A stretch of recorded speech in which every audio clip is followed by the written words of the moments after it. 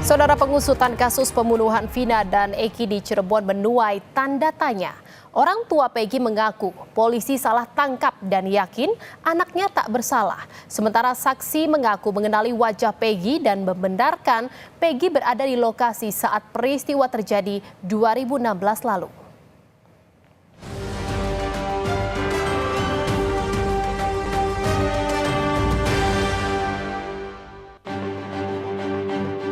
Kasus pembunuhan Vina dan Eki di Cirebon, Jawa Barat masih menjadi teka-teki. Setelah polisi menangkap Peggy, salah satu DPO yang diduga menjadi otak pembunuhan, kini orang tua Peggy menyebut polisi salah tangkap karena anaknya sedang bekerja di Bandung bersama sang ayah dan paman saat pembunuhan terjadi pada 2016 silam. Orang tua Peggy yakin anaknya tak bersalah. Ia pun mengatakan sang anak telah bersumpah jika dirinya bukanlah pelaku pembunuhan. Kan saya seorang ibu nanya lagi, Tung, apakah Tung pernah melakukan kejahatan itu? Kalau iya, jujur ngomong sama mama, ngomong pernah melakukan kejahatan itu enggak? Pas Peggy jawab, demi Allah, demi Rasulullah, Mak, saya enggak melakukan kejahatan seperti itu. Saya juga sadar, saya itu anaknya orang miskin, enggak mungkin saya melakukan kejahatan sekeji itu, Mak. Malah Peggy juga cepat berpesan, kalau saya mau pulang tuh saya peluk, saya ciumin, sabar ya Cung, ini mungkin lagi ujian dari Allah, Allah lebih sayang sama kamu, kata. Di tengah bergulirnya kasus, seorang pria bernama AF muncul ke publik dan mengaku menjadi saksi kunci peristiwa pembunuhan Vina dan Eki di Cirebon 2016 lalu. AF yang saat itu bekerja di bengkel dekat lokasi kejadian mengaku telah dimintai keterangan polisi sejak 2016. Ia mengaku mengenali wajah para pelaku termasuk DPO karena mereka kerap nongkrong di rumah depan bengkel tempatnya bekerja. AF pun menyatakan Peggy berada di lokasi saat peristiwa terjadi. Masalah DPO yang semalam baru ketangkep itu dia menanyakan apakah saudara kenal sama orang ini. Ya, saya mengenalinya, cuman saya tidak tahu namanya gitu. Terus motornya apakah tahu motornya? Saya sebutkan ya saya tahu motornya apa, Smash gitu saya. Smash warna pink gitu. Oh, si Peggy ini dulu motornya Smash? Iya. Tapi emang si Peggy ini terlibat atau gimana? Waktu penangkapan itu saudara Peggy itu nggak ada ya waktu penangkapan itu. Tapi waktu pas kejadian itu ada. Sementara kuasa hukum salah satu terpidana kasus Vina Sakatatal yakni Titin Prialianti mengaku tak mengenali sosok AF yang mengaku saksi kunci kasus ini. Melalui pesan singkat ke Kompas TV, Titin menyebut AF tidak hadir di sidang sehingga tak mengenalinya. Titin menambahkan pihaknya ingin tahu jika peninjauan kembali apakah AF bisa dihadirkan atau tidak. Kasus pembunuhan Vina dan Eki masih terus bergulir. Sorotan publik kini mengarah kepada kepolisian yang menangani kasus pembunuhan Vina dan Eki. Keseriusan dan transparansi polisi jadi harapan besar guna mengusut tuntas kasus yang terjadi 8 tahun silam. Jangan sampai dugaan kesalahan prosedur dalam penanganan kasus ini justru menjadi bumerang yang mempertaruhkan kredibilitas polisi. Tim Liputan, Kompas TV.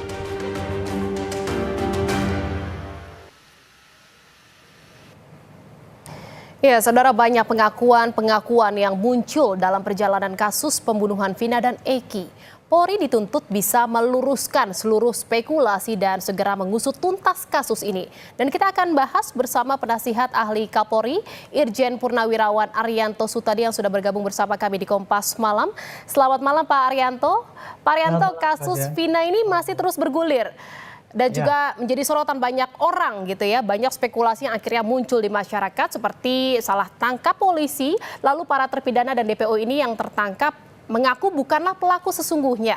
Nah, menurut dari banyak kalangan ini, Polri harus segera meluruskan seluruh spekulasi ini. Apakah Anda setuju?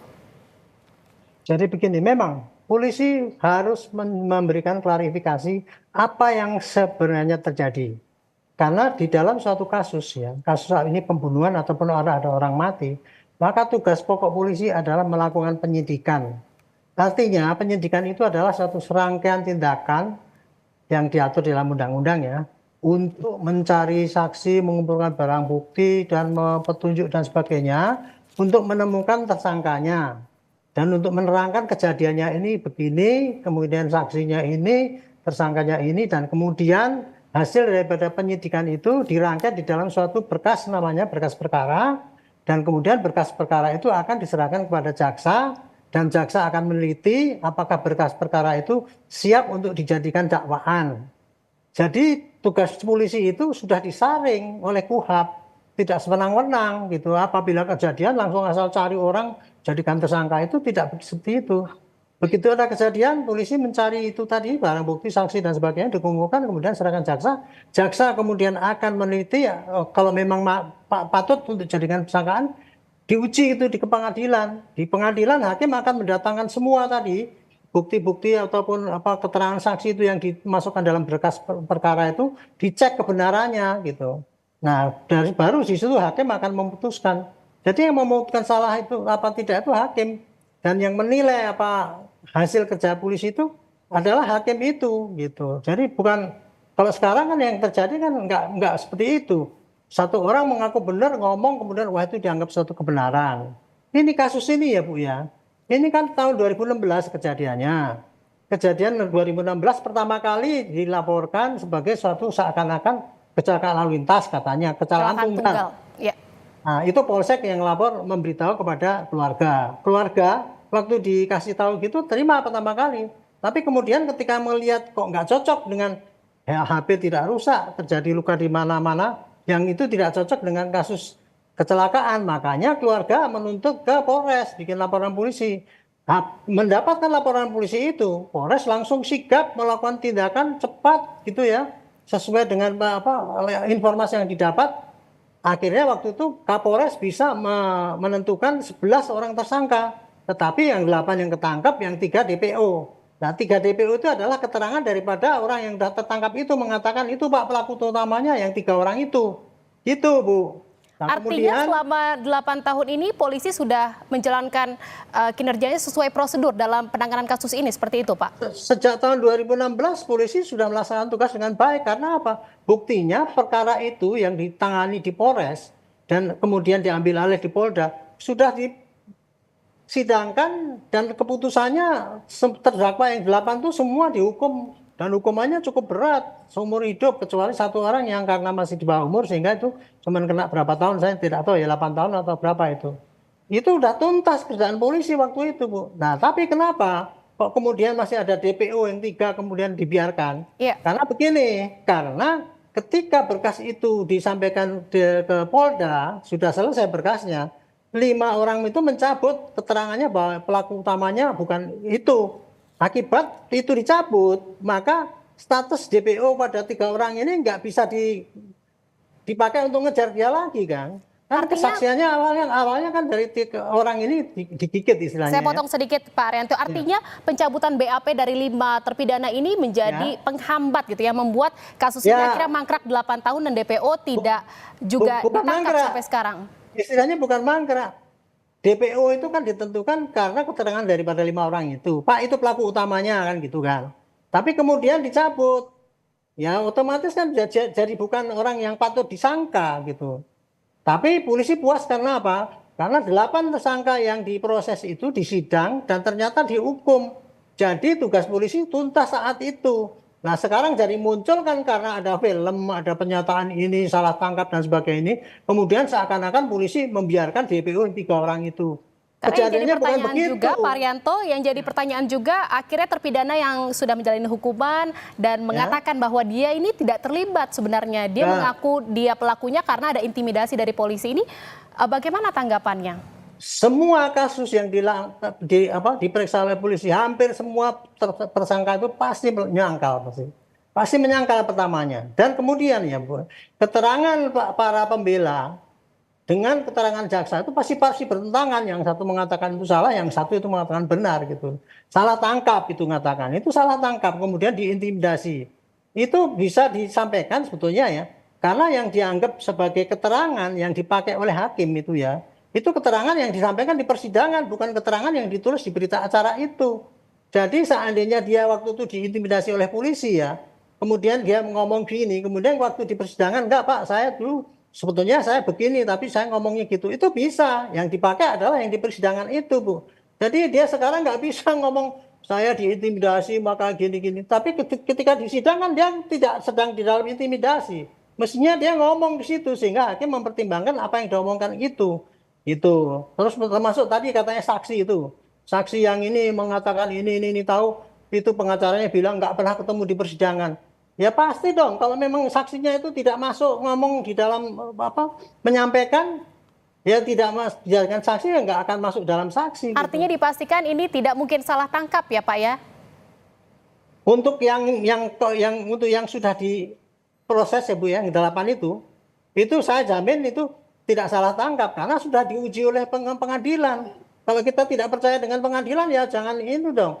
Cuma keterangan sendiri itu walaupun kuasa hukum akhirnya mengungkap ada kejanggalan-kejanggalan dalam ya, fakta di persidangan seperti itu Pak? Kejanggalan di fakta persidangan itu ranahnya bukan kemudian diomong-omongan sekarang itu pengadilan nggak adil. Itu kan pengadilan kan nggak tertutup. Semua bisa hadir. Kalau ada kejanggalan kan bisa diprotes saat itu. Dia bisa lapor kepada KY ataupun siapapun dan kemudian dia bisa banding atas putusan itu. Tapi kan itu kan sampai ingkrah nggak dihukum ditetapkan sebagai itu kita harus hargai hukum yang berlaku.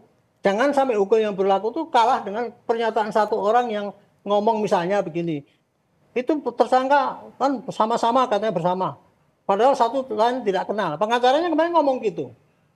Artinya ini polisi sudah melakukan pengusutan kasus ini sudah secara benar gitu ya Pak ya. Dan ini kan juga sudah bergulir kasusnya dan akhirnya banyak sekali menjadi sorotan saat kasus ini akhirnya kembali viral.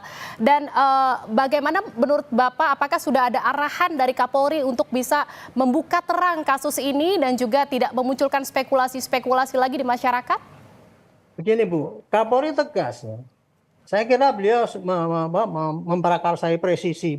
Dalam kasus ini pasti beliau sudah menginstruksikan tangani secara jelas, Barreskrim membackup, kemudian tangani supaya terang benderang dan tidak ada yang dimanipulasi. Itu jelas Pak itu. Dan kemudian Kapolri juga mengatakan kita tidak anti dengan kritik. Tetapi untuk kasus ini Bu yang sebetulnya ya, kalau dari kacamata saya ya, kasus ini tahun 2016, Polda itu sudah tuntas menyelesaikan dengan baik, dengan prestasi bahwa semuanya itu bisa dihukum. Tetapi kemudian muncul karena adanya film itu ya. Kita Arianto, tidak dengan film itu. Singkat saja ini ada desakan juga dari banyak pihak untuk bisa menghadirkan semua orang yang buka suara di kasus ini untuk bisa dihadirkan kembali dan dimintai keterangannya sejelas-jelasnya agar semua bisa terungkap. Apakah ini bisa terjadi atau memungkinkan untuk dilakukan? Justru Kapolda kemarin waktu saya telepon mengatakan, Pak, tolong nanti kalau bicara di TV atau apa, tolong orang yang mempunyai informasi itu, tolong datang pada kami. Jadi sekarang ini Bu ya, Kapolda itu menangkap 3 orang itu dan memburu. Dia hanya dalam rangka untuk menghimpun informasi-informasi manapun, baik informasi yang memberatkan yang bersangkutan, tersangka ya, ataupun informasi yang meringankan. Semua akan diramu itu Bu. Jangan dipikir akan di-keep sehingga polisi nanti akan mendesain, itu enggak. Baik. Jadi kumpulkan semua saksi, sampaikan pada polisi nanti polisi agar kasus ini bisa segera terungkap gitu ya cerah-cerahnya dan juga tidak ada spekulasi lagi di masyarakat seperti bola liar yang saat ini terjadi gitu ya Pak ya. Betul. Terima kasih atas bincang-bincangnya penasihat ahli Kapolri Irjen Purnawirawan Arianto Sutadi atas perbincangan dari Kompas Malam. Selamat malam dan salam sehat.